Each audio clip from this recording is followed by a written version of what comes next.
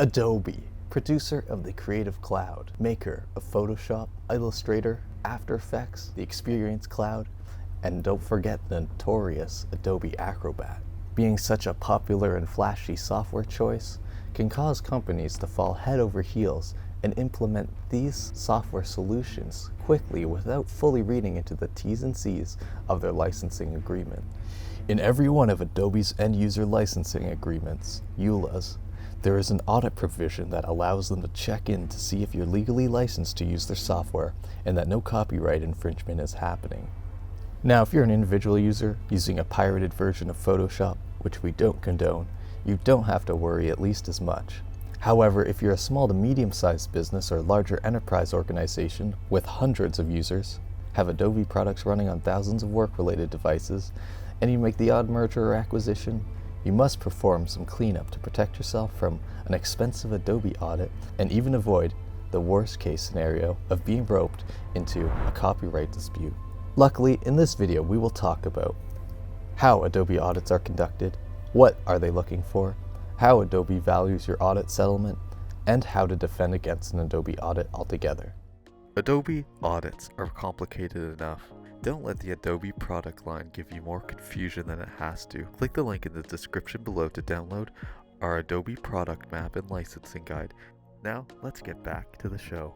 We know that Adobe reserves the right to audit its customers due to this licensing provision here. But did you know how it actually happens? What steps and processes Adobe takes to initiate the audit in the first place? Let's take a look. There are two ways in which Adobe kicks off an audit of a company. And this is dependent largely on the size of the business they're targeting. For example, for small to medium-sized businesses, they will receive a letter from either the BSA, Business Software Alliance, or the SIIA, Software Information Industry Association, stating that Adobe would like to verify their license compliance. However, if you do get this letter, be alarmed. It's actually an audit letter in disguise. This happens because both the BSA and SIIA have anonymous tip lines that employees, insiders, and generally anyone who has information on software piracy, crack codes being used in a certain environment, or just people using licensing the wrong way, can submit that information to them, and these entities will request a license verification in this letter on behalf of Adobe, stating that audit clause in the agreement which you've signed on to uphold. For large to enterprise-sized organizations, Adobe's internal licensing reps will team up with larger third-party auditing firms like KPMG, Deloitte, or PwC, who will send you a letter stating that they believe you owe them a certain amount of money, or simply that they would like to request an audit to verify your Adobe product compliance. Now that you know how it all starts, let's look at what they're actually looking for. The auditors are looking for two things. Firstly, they're checking to see if the number of Adobe products installed on your company's computers matches the amount of licensing you're entitled to on paper with their records.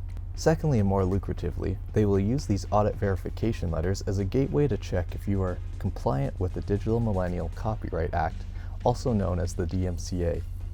That means making sure there are no crack codes being used in your environment, and most of all, no one's using any pirated Adobe software for financial gain, either unknowingly or knowingly. Adobe likes to go fishing for DMCA-based liabilities in your organization because they carry stricter legal and cost-based penalties.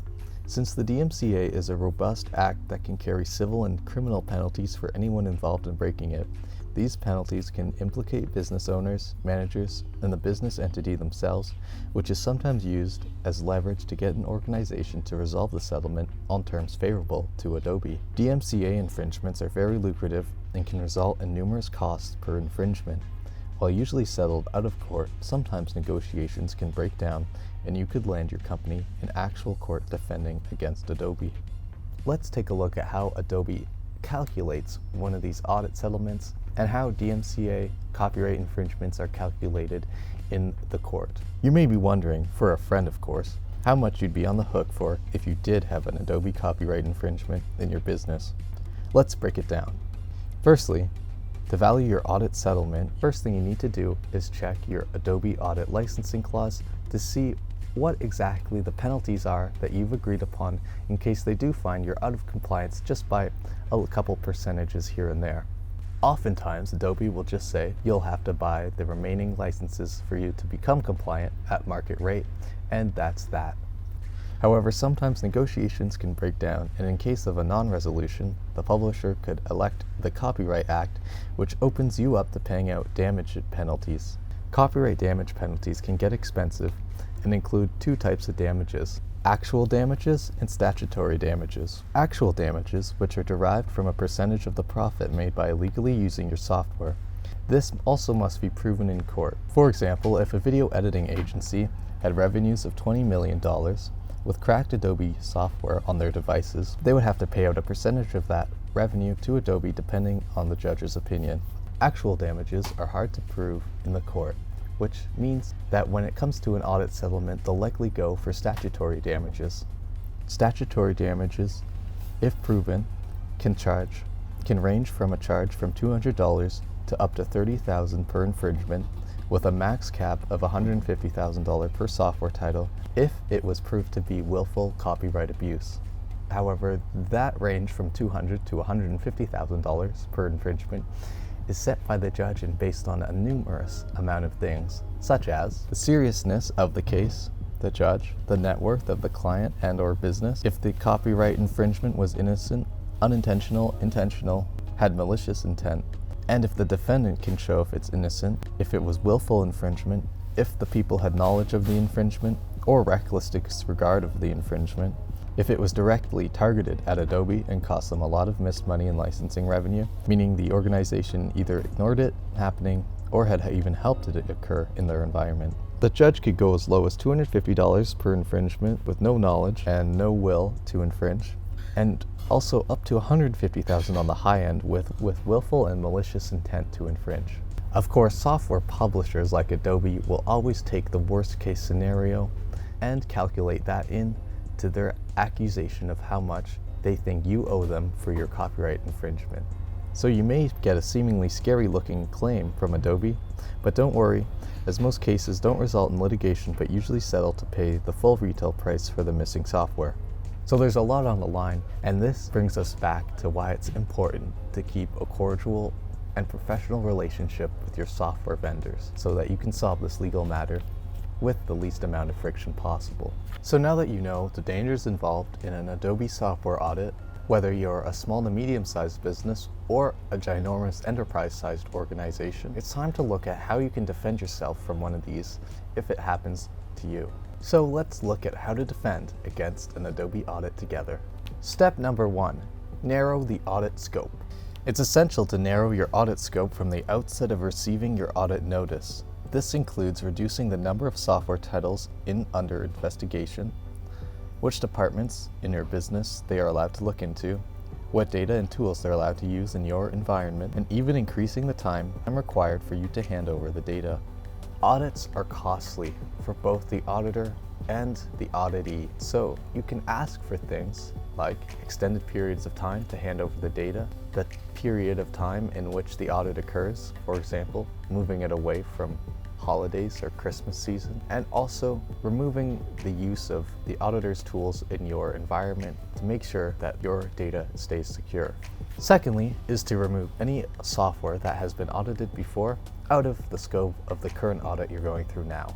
It's no secret that companies have been audited in the past and went through the whole procedure to become audit targets soon after once again. Making sure that as soon as you finish an audit, the terms are clear enough to make sure your previously audited software is completely off limits for the next audit. Thirdly, using confidentiality agreements with your employees. A confidentiality agreement will protect the business from employees leaking information on the state of your Adobe infrastructure. Information such as where it's installed, how employees are using licenses, and purchasing habits, which could all be interpreted wrongly by auditors, would benefit from being protected under a confidentiality or NDA. Number 4, getting expert help or an outside consultation or expert opinion. If you would like to experience the feeling of professionally, elegantly, and figuratively beating up your software vendors, we suggest you look into hiring outside help to help assist with your internal team dealing with this audit matter. This can come in a range of things. For example, You could hire on some software audit defense experts who will help dig into your data and show you your entitlements and where you can push back on the auditor findings, or negotiation experts who will negotiate with your vendors on your behalf, or a managed service offering that can help with everything. If you'd like to talk to one of our Adobe experts, feel free to click the link in the description below, and they will reach out to you in 24 hours to help you sail through your Adobe audit with ease. As always, friends, don't download any cracked Adobe Acrobat onto your work servers. Make sure to get your Adobe software from safe sources, and always keep your software assets managed. I'm Jordan, and thanks for watching this video. I'll see you in the next one.